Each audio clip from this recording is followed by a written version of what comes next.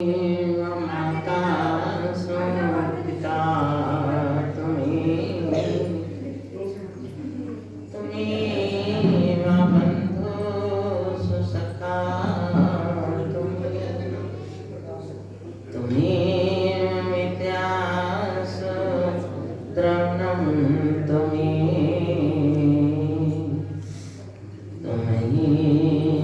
सर्वं मम देवते।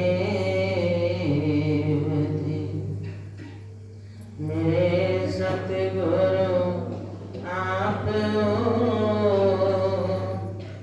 सब संतन के सरदार। शरण बड़े की राखियो, प्रभु जी तुम ही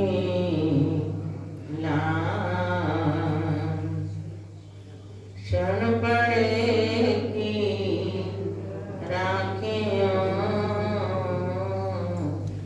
प्रभु जी तुम ही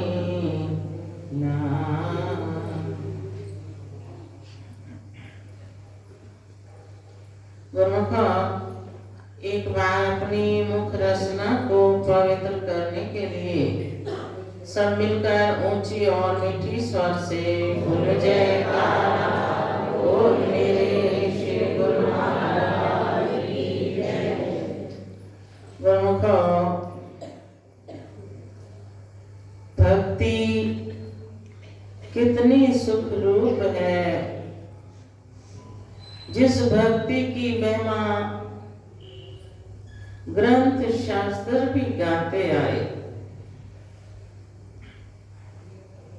जिस भक्ति की महिमा काकभूषुंड जी ने गरुड़ जी को भी सुनाई कि प्रभु की भक्ति क्या है, और जिसको प्राप्त हो जाती है उसके मन की अवस्था फिर कैसी बन जाती है। काकभूषुंड जी गरुड़ जी को उपदेश देते हुए ये समझा रहे हैं कि राम भक्ति चिंता मणि सुंदर, बसे गरुड़ जाके और अंतर। परम प्रकाश रूप दिन राती, नहीं कछु चाहिए दिया कृत बाती। मोह दरिद्र निकट नहीं आवा, लोभ मात नहीं ताहि बुझावा। खल काम आदि निकट नहीं जाहि, बसै राम भक्ति और माही। कि गरुड़ जी, प्रभु की भक्ति सुंदर चिंतामणि है, फिर जिसके दिल में बस जाती है उसके मन में ज्ञान का प्रकाश भर जाता है। परम प्रकाश रूप दिन राती, नहीं कछु चाहिए दिया कृत बाती। उसके हृदय में कैसा प्रकाश जगमगा उठता है कि उसको ना तो दीपक की आवश्यकता है ना घी की। बिना दीपक के बिना घी के उसके घट में ज्ञान का दीपक जगमगाता है। फिर उसके मन की अवस्था क्या हो जाती है, मोह जैसा दरिद्र उसके निकट ही नहीं आता। लोभ बात नहीं ताई बुझावे, लोभ रूपी वायु उसे बुझा नहीं सकती। ये ऐसा दीपक है। खल काम आदि उसके निकट ही नहीं जाते जहां भक्ति बस जाती है। जो ग्रंथों में लिखा तो हमारे श्री प्रभु जी वो ही भक्ति सब प्रेमियों को बड़े प्रेम से प्रदान करते हैं, और फिर बड़ी प्रेम भरी वाणी में उच्चारण करते हैं कि भक्ति सुख का मूल है, भक्ति सुख की खान, जाके हृदय भक्ति बसे सो पावे पद निर्वाण। उन्होंने इस भक्ति की रूपरेखा को बड़ी ही सरल वाणी में बतलाया कि जिस सुख की दुनिया तलाश करती है, सुखों का मूल भक्ति है, फिर सुखों की खान भी भक्ति है। किसी चीज की खान अगर प्राप्त हो जाए, उसमें से जितनी मर्जी निकालते जाए वो खान कभी समाप्त नहीं होती। तो ऐसे ही फरमाया कि भक्ति सुखों की खान है, जिसके दिल में बस जाती है वो उस निर्वाण पद को पा लेता है। फिर कितना उनका हित है हमारी आत्मा से, कितना वो अपने प्रेमियों से स्नेह करते हैं, और किस प्रकार भक्ति के रंग में रंग कर प्रेमियों को दिन रात ये सच्चा सुख प्रदान कर रहे हैं। जो आम दुनिया है वो केवल माया के धंधों में ही लगी रहती है, उनको ही सबसे बड़ा समझती है। मगर प्रेमी अपने प्रभु के चरणों में आकर भक्ति का रस प्राप्त कर सच्चा आनंद प्राप्त करते हैं, जिसके पा लेने से उनकी अंतर आत्मा प्रसन्न हो जाती है। फिर उनकी अंतर आत्मा में कैसे संकल्प उठते हैं कि वो एक पल भी अपने प्रभु के बिना रह नहीं सकते, चाहे दुनिया में कितने उनको कष्ट भी झेलने पड़े, कितने साधन करने पड़े, लेकिन वो अपना कदम नहीं हटाते, आगे को बढ़ाते चले जाते हैं। तो इसलिए कोई प्रेमी कहता है कि वो दिन कैसा होएगा, वो दिन कैसा होएगा, गुरु कहेंगे पाए अपना कर बिठला लिया मोए चरण कमल की छाए। वो दिन कैसा होएगा जब मेरे गुरु महाराज मुझे अपना जानकर अपनी छत्र छाया में बिठाएंगे। तो जब हम उनके सन्मुख आते हैं, दर्शन करते हैं, उनकी अमृत वाणी को सुनते हैं, तो हमारे मन में अपने आप ये ख्याल उठते हैं कि वो दिन शुभ है आ गया, मेरे सतगुरु पकड़ी बाँह, अपना कर बिठला लिया मोए चरण कमल की छाँव। वो दिन आज शुभ आ गया जो मेरे गुरु महाराज जी ने मुझे अपना जानकर अपनी छत्र छाया में बिठाया और मुझे नाम का अमृत पिलाया, भक्ति के रस से मुझे मालोमाल कर दिया।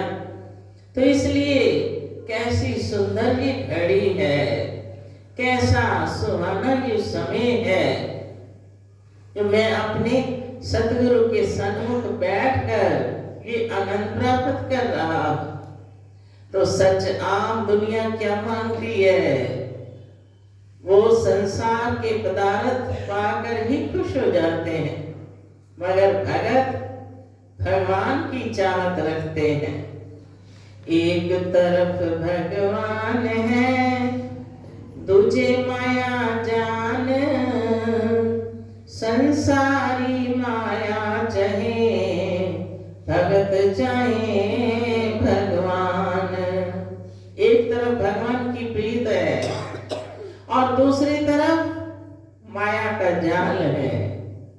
संसारी जो है वो माया की इच्छा रखते हैं, उसको पाकर प्रसन्न हो जाते हैं, और भगत अपने भगवान की इच्छा रखते हैं, वो प्रभु को पाकर प्रसन्न होते हैं। एक बार जब कौरवों और पांडवों का युद्ध होना था, उस वक्त भगवान कृष्ण महाराज जी के पास दुर्योधन और अर्जुन दोनों गए। दुर्योधन गया, भगवान के मुख के पास बैठ गया कि जैसे ही प्रभु विश्राम कर रहे थे कि आंख खुलेगी तो मैं भगवान के पास बैठा उनको विनती कर लूंगा। अर्जुन भी गया, अर्जुन बैठा चरणों में जाकर कि भगवान अभी विश्राम कर रहे हैं, जब उठेंगे तो हम विनय करेंगे। अब भगवान की जैसे ही आंख खुली, देखा सामने अर्जुन को, पहली दृष्टि अर्जुन पर पड़ी। अब अर्जुन बड़ी मस्ती में दर्शन कर रहा है। भगवान पूछते हैं, कहो कैसे आना हुआ? हाथ जोड़कर प्रार्थना करता है कि प्रभु युद्ध के लिए आपकी सहायता चाहिए। उधर दुर्योधन भी बोल उठा कि प्रभु इससे पहले मैं आया हूं, मैं भी आपसे युद्ध की सहायता लेने आया हूं। अब भगवान मुस्कुराए, फरमाने लगे, हम दोनों की सहायता करेंगे, लेकिन हम दो हिस्से बांट देते हैं। एक हिस्से में तो युद्ध का सारा सामान होगा, सब अस्त्र शस्त्र होंगे, और दूसरी तरफ मैं अकेला रहूंगा और पहली मांग भी अर्जुन की होगी, क्योंकि हमारी दृष्टि पहले अर्जुन पर पड़ी। अब दुर्योधन तो घबराने लगा कि अगर अर्जुन ने सारा सामान मांग लिया तो मैं युद्ध किससे करूंगा। मगर अर्जुन तो भक्तिवंत था, भगवान से उसकी प्रीत थी। उसने प्रभु के चरणों में प्रार्थना की कि प्रभु मुझे और कुछ नहीं चाहिए, मेरे आप ही हो जाओ। दुर्योधन बड़ा प्रसन्न कहता है, प्रभु मुझे तो सारे युद्ध का सामान दे दो। अब सारी सेना, अस्त्र शस्त्र, घोड़े बगियां, सबका सब सामान प्रभु ने दुर्योधन को दे दिया। अब लेकर दुर्योधन चला गया। अर्जुन बैठा है कि प्रभु मैं तो आपको अपने साथ लेकर चलूंगा, मुझे तो आप चाहिए। भगवान फरमाते हैं, अर्जुन बैठ जा, अब परीक्षा ले रहे हैं कि इसने त्याग तो किया है सब सामानों का, फिर भी कैसी उसकी परीक्षा भी ले रहे हैं कि अर्जुन तूने क्या किया। युद्ध का सारा सामान तो ले गया दुर्योधन, अब तू युद्ध किससे करेगा? तेरे पास युद्ध के लिए क्या है? तो अर्जुन हाथ जोड़कर विनती करता है कि प्रभु, भगवान फरमाते हैं कि अब तो अर्जुन हार है तेरी, मत होना तो उदास। माखन दुर्योधन ले गया, छाछ रह गई तेरे पास। कि सारा माखन, सारा युद्ध का सामान तो ले गया दुर्योधन, अब तेरे पास तो छाछ रह गई। तो अर्जुन भक्त था, प्रेमी था, कहता है प्रभु कोई बात नहीं, युद्ध का सामान ही तो ले गया, जीत निश्चित है मेरी, मैं क्यों रहूं उदास। माखन दुर्योधन ले गया, माखन चोर तो मेरे पास।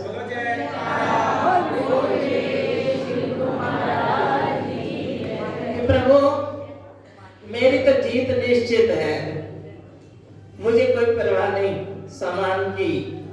जब आप मेरे पास हो तो मैं सामानों का क्या करूंगा? तो ये कौन नहीं जानता कि फिर जीत किसकी हुई, दुर्योधन की या अर्जुन की? जीत अर्जुन की हुई, क्योंकि उसने भगवान को अपना बनाया। फिर जब जीत भी हो चुकी, फिर भी प्रभु सोचते हैं कि कहीं जीत पाकर भी अर्जुन के मन में सूक्ष्म रूप में अहंकार तो नहीं आ गया कि भगवान ने सारा काम कर दिया, मैं इतना उनका परम सेवक हूं।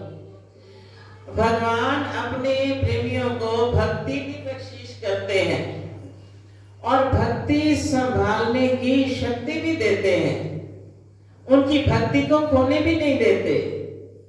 जब युद्ध समाप्त हो गया, वही युद्ध भूमि में खड़े थे, तो युद्ध करते करते अंत में अर्जुन को प्यास लगी। अर्जुन कहता है, प्रभु बड़ी प्यास लगी है। अब रचना भी सारी स्वयं रच रहे हैं अर्जुन की भक्ति को दृढ़ करने के लिए। तो अर्जुन कहता है, प्रभु मैं पानी कहां से पीऊं? भगवान फरमाते हैं, सामने जा, एक माता का झोपड़ा है, वहां तुझे पानी मिल जाएगा। लेकिन ये याद रखना कि उस माता को अपना नाम नहीं बताना। कहने लगा, ठीक है। चल पड़ा अर्जुन। थोड़ी दूर पर एक छोटे से झोपड़े में माता बैठी थी, वहीं दरवाजे के सामने अर्जुन बैठ गया। कहता है, माता प्यास लगी है, पानी पिला दो। कहती है, बैठो बेटा, अभी पानी देती है। अंदर गई, वो पानी ले आई, पिलाया। तो अर्जुन क्या देखता है कि छोटा सा झोपड़ा है, बुढ़िया माता है, लेकिन उस झोपड़े के अंदर 3 नंगी तलवारें लटक रही हैं। जैसे झांक कर देखा, पूछता है, हैरान भी हुआ कि इतनी बुढ़िया माता इन तलवारों से क्या करती होगी। रहा न गया। कहते हैं, माता ये तलवारें 3 किस लिए लटक रही हैं? तो माता कहती, कुछ ना पूछो, ये एक तलवार तो अर्जुन और पांडव का गला काटने के लिए। अब तो अर्जुन वही बैठा, घबरा गया कि अच्छा है भगवान ने पहले ही बता दिया कि अपना नाम मत बताना, अगर मैं बता देता ये तो मेरी गर्दन ही काट देती। फिर पूछता है कि माता अर्जुन ने तेरा क्या बिगाड़ा? कहती है, बेटा अर्जुन ने कुछ नहीं बिगाड़ा, लेकिन कैसा वो नादान है कि स्वयं तो रथ पर चढ़कर बैठा है और भगवान को अपना रथवाही बनाया है। जिसने इतना कष्ट भगवान को दिया, अगर वो मुझे मिल जाए तो मैं उसकी गर्दन काट दूंगी। फिर पूछा कि ये दूसरी तलवार किसके लिए रखी है? कहने लगे, ये है नारद के लिए। तो अर्जुन पूछता है, नारद जी ने आपका क्या बिगाड़ा? कहती है, ये दिन रात जब जी चाहता है भगवान के पास पहुंच जाता है, धतूरा बजाता रहता है, कभी भी भगवान को आराम नहीं करने देता। हर वक्त बिना हाथ में लिए हुए बजाय रखता है। अगर मुझे मिले तो मैं दूसरी तलवार से उसका गला काट दूं। अब तो अर्जुन के मन में जो अहंकार था कि मैं युद्ध जीत गया, वो सारा जाता रहा। सोचता है कि मुझसे बढ़कर तो कितने प्रेमी हैं, अब इस माता का कितना प्यार है, दूर बैठी हुई जंगल में, और भगवान से किस प्रकार ये प्यार कर रही है कि किसी तरह का भी मेरे भगवान को कष्ट नहीं होना चाहिए। इससे बढ़कर और किसका प्यार होगा? फिर पूछता है कि अच्छा माता तीसरी तलवार किसके लिए? कहने लगी, वो है द्रौपदी के लिए। द्रौपदी अगर सभा में नग्न हो जाती तो कौन सा पहाड़ टूट पड़ना था। भगवान को इतने ढेर साड़ियों के उठा के उसके पास आने पड़े, इतना उसने भगवान को कष्ट दिया।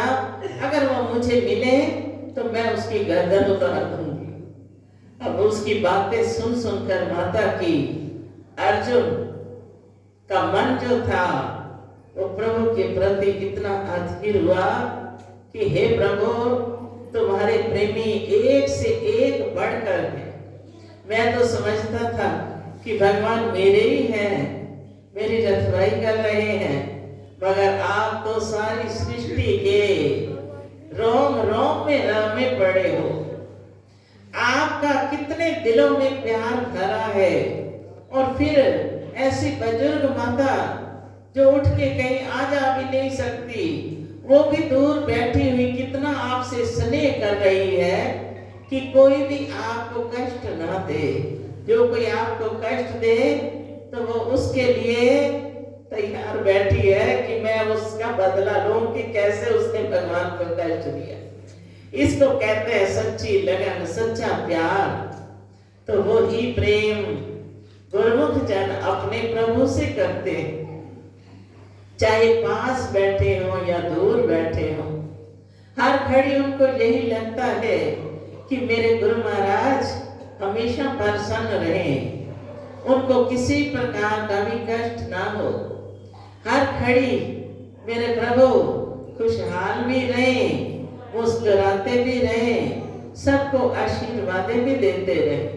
ये हर दिल की चाहना होती है कि मैं उनके दर्शन भी पाऊं और उनकी प्रसन्नता भी पाऊं। तो जैसी जैसी भावना तासो तस व्यवहार, जैसी जैसी किसकी भावना होती है वैसा वैसा प्रभु उनसे व्यवहार करते हैं। तो इसलिए यही ग्रंथों में लिखा है कि प्रभु की भक्ति ही प्रधान है। ऐसी सुंदर चिंतामणि है कि जिसके दिल में बस जाती है, जिसके दिल में प्रभु का प्रेम पैदा हो जाता है, तो उसके अंदर से उमंगें और तरंगें उठनी शुरू हो जाती हैं। तो प्रभु के चरणों में यही प्रार्थना करें कि है प्रभु ऐसी लगन, ऐसा प्रेम हमारे भी हृदय में भर जाए कि रोम रोम में आप ही बसे हो और जगत से क्या लेना। आपकी प्रीत ही सच्ची सुखदाई प्रीत है। दुनिया की प्रीत हम करते हैं मगर दुनिया की प्रीत अस्थाई है, आपकी प्रीत स्थाई है। तो वो वस्तु हासिल करें, वो दात हासिल करें जिसको पा लेने से ये जन्म भी सफल हो जाए और परलोक भी सुहेला हो जाए और आपकी प्रसन्नता पाते हुए हमारा ये जीवन सफल हो जाए। बोलो जय।